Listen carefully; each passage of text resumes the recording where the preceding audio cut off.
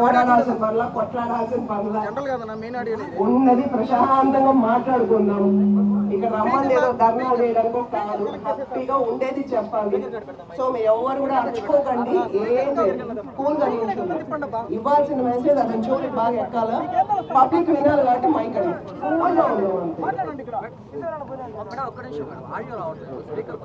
ఏమైందో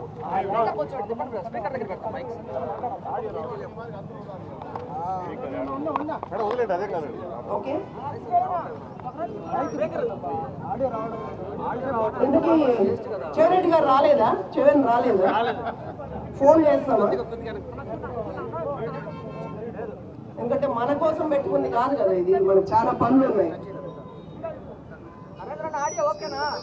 ఏమైనా phone number ఉంటే కూడా ఏంటన్నా నేను చేస్తాను ఖచ్చితంగా. నా ఫోన్ ఇవ్వండి, అతని నెంబర్ ఏదో ఒకటి పెడుతూ ఉంటారు. నెంబర్ చెప్పండి అమ్మా. 9676669999. దేవుడి పాట చేసేంత పాపాలే. కట్ చేసి ఎట్లా అయ్యో అన్న కట్ చేసి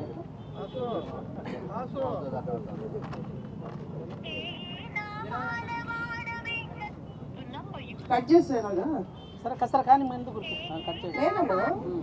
రాసేసుకుంటే ఎట్లా, మనతో ఇటు రాకపోతే ఎట్లా, వస్తే ఇక్కడ ఇక్కడ నిలబడుకుంటే ప్రెస్ వాళ్ళు ఉంటారు చెప్తాం కదా.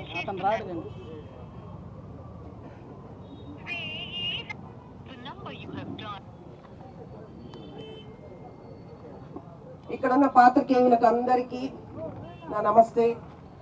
అండ్ ఎన్నో పనులున్నా బిజీగా ఉన్నా రమ్మన్న టైంకి అన్న వాళ్ళందరూ వచ్చారు, కానీ రావాల్సిన వ్యక్తి అయితే రాలేదు అన్న. సూటిగా రాష్ట్రంలో గత 5 సంవత్సరాలు ఆడవాళ్ళని అవమానిస్తూ ఆడవాళ్ళని అడ్డం పెట్టుకుని రాజకీయం చేశారు. ఇప్పుడు చెవిరెడ్డి గారిని అడుగుతున్నా, చేత కాలేదా అన్న? నాని గారిని ఢీ కొట్టడానికి చేత కాలేదా? నాని గారిని ఢీ కొట్టాలా? నాని గారి ఎమ్మెల్యే ఇక్కడ, నేను కాదు.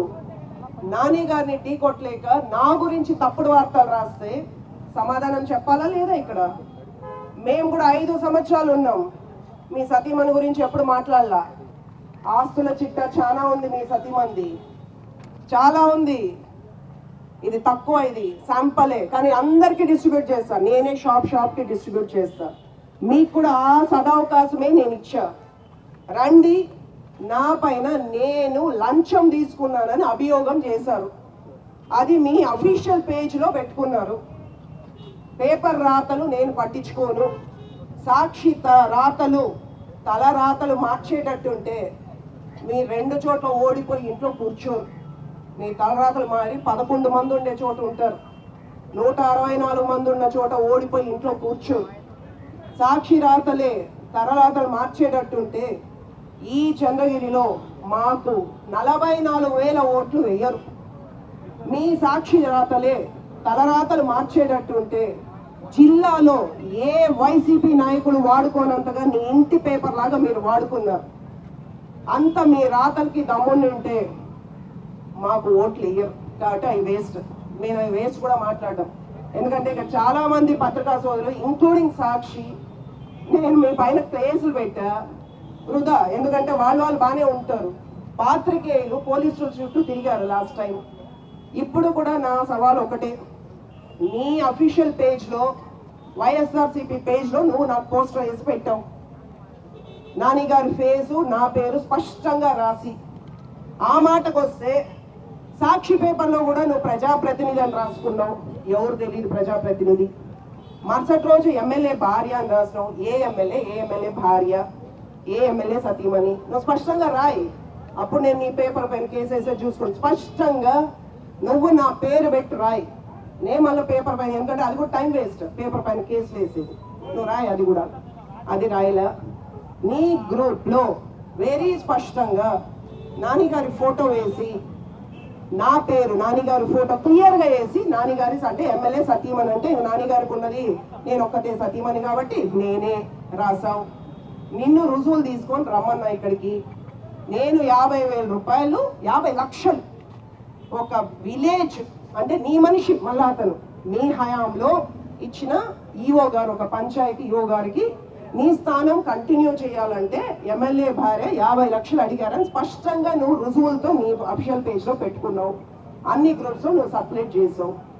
అందుకు మాత్రమే ఇక్కడికి రమ్మని చెప్పాను. నేను వచ్చి రుజువులు ఇస్తే నేను నీకు సమాధానం చెప్తా. వెనక్కి కూర్చొని రాసుకుంటే వృధా.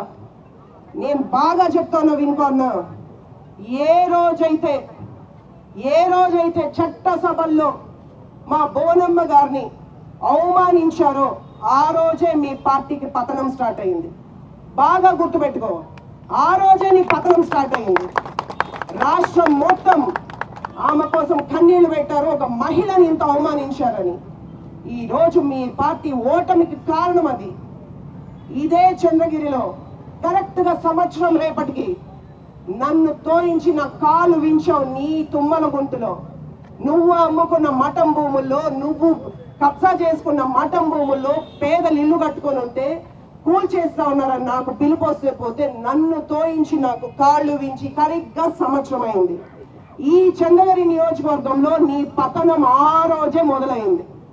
ఈ రోజు మళ్ళీ చెప్తున్నా, నా పైన నువ్వు దాడి చేసే ప్రతిసారి 5 సంవత్సరాలు నువ్వు వెనక్కిపోతావు. ఈ రోజు నువ్వు చేసిన అభియోగం, నన్ను అవమానించిన తీరు రాబో ఎలక్షన్కి నాంది. నేను పోరాటం చేస్తా. నాని గారు సమాధానం ఇస్తా ఉన్నారు, మీరు తుడుచుకొని పోతా ఉన్నారు. నువ్వు ఎన్నైనా చెప్పు, నాని గారు సిద్ధంగా ఉన్నారు సమాధానం చెప్పడానికి. నువ్వు మగాళ్ళతో పోరాడుకోవాలి. ఉద్యోగాలు నేను ఎమ్మెల్యే అయితే నువ్వు నాతో పోరాడు. 29లో వస్తానులే, ఎట్టా 2గా అవుతాయి కదా. ఓ చోట నాని గారు ఉంటారు, ఓ చోట నేను వస్తాను. నేను ఖచ్చితంగా వస్తాను. నేను 33% మహిళలకే ఉండేది. ఆ రోజు నేను వస్తాను. నువ్వు నన్ను ఎలివేట్ చేస్తా ఉండు. మా పెద్ద దృష్టిలో నేను పడతానే ఉంటా. రాష్ట్రం అంతా చూస్తానే ఉంటుంది. ఎస్పెషల్లీ ఈ నియోజకవర్గం కూడా చూస్తూ ఉంటుంది. ఆడాలను అడ్డం పెట్టుకొని రాజకీయం చేస్తావా? 19 నుంచి 24 వరకు ఏ రోజైనా నాని గారు కానీ, మా కుటుంబం కానీ, మీ వైఫ్ గురించి కానీ, ఎవరి గురించి మాట్లాడామా? నీకు సిగ్గుగా ఉండదా? 2018 ఏ రోజు మనం చంద్రగిరిలో కాలు పెట్టాము, ఆ రోజు నుంచి నువ్వు నా పైన దాడి చేస్తా ఉన్నావు.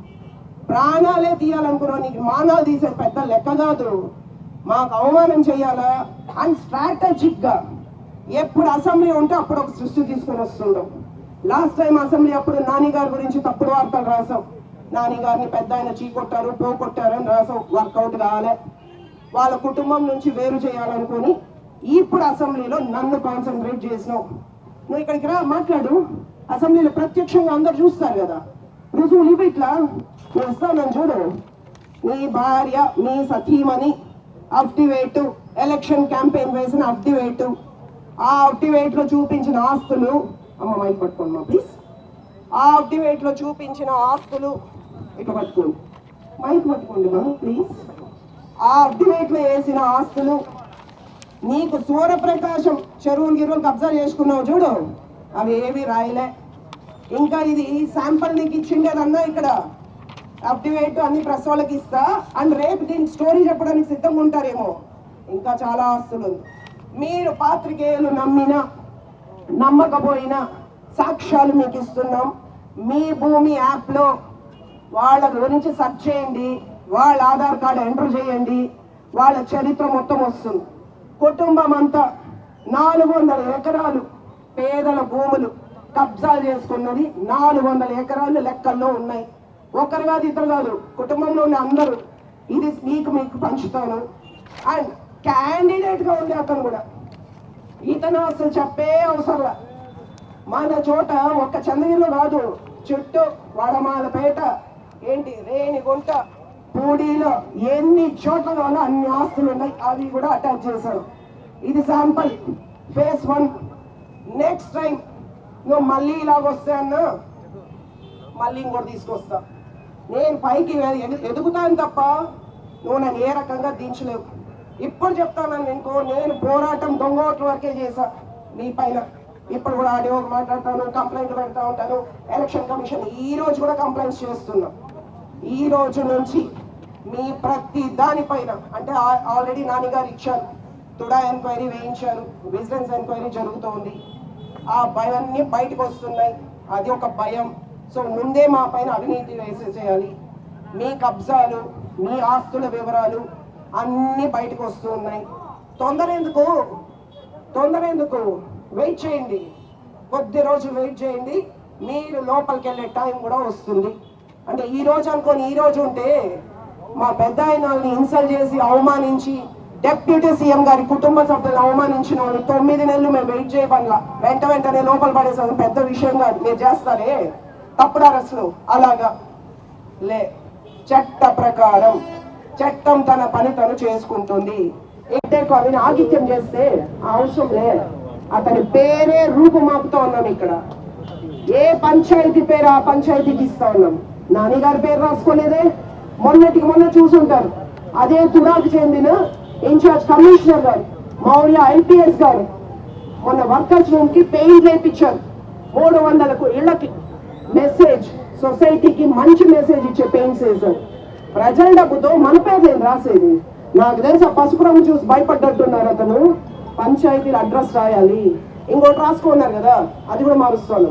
సూచిక బోర్డులు ఏ ఊరు ఏ పేరు రాస్తాం, డెలివరీ వాళ్ళు రావాలి కదా, పలానూరు పలానా పేరు అని. సో పాత్రికేయులకు కూడా నా రిక్వెస్ట్, ఎవరో దీన్ని బలైపోకండి. మీ ప్రేమ గుండెల్లో పెట్టుకోండి. వేస్ట్ అమ్మా, అతనికి ఆగిత్యం అమ్మా. అడ్వర్టైజ్మెంట్ చెరిగిపోయిందని ఎందుకు ఉక్రోషం అంటా ఉన్నారు? అతనికి అడ్వర్టైజ్మెంట్ చెరిగిపోయింది, ఎక్కడ పేరు అన్నది లేదు. ఎందుకు రాయల పేరు? ఎవరు డబ్బది? నాన్నగారి పేరు రాసారా? మేము రాసుకున్నామా? తుడా నిధులతో ఎవరు రాస్తుంది? ఏ ఊరు ఆ ఊరు చెందుతుంది అది. ఎందుకు అంత ఉక్రోషం? ఎందుకు అతను అంటున్నాడు? చిరస్థాయిగా చెరుపుతాం. నా వంతుగా నేను మీ పేరు లేకుండా చెరుపుతా. ప్రజలలో నుంచి కూడా చెరుపుతా. ఇడ్లీ కుక్కర్లే కదా, ఆ డబ్బు మా డబ్బు ఎట్టవాడావు, ప్రజల డబ్బు అన్నది మళ్ళా ప్యాంప్లెట్లు వేసి పంచుతాం. తుడా డబ్బులు కొట్టేసి కుక్కర్లు ఇస్తావా? ఎక్కడి డబ్బు? ఏం ఉద్యోగం చేస్తారు? మాకన్నా క్వారీ ఉంది, మేము రాళ్ళు అమ్ముతాము, ప్రతి రూపాయికి లెక్క ఉంది.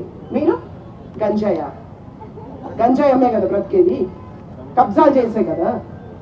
కాబట్టి మీకు అర్హతే లేదు మాట్లాడేదానికి.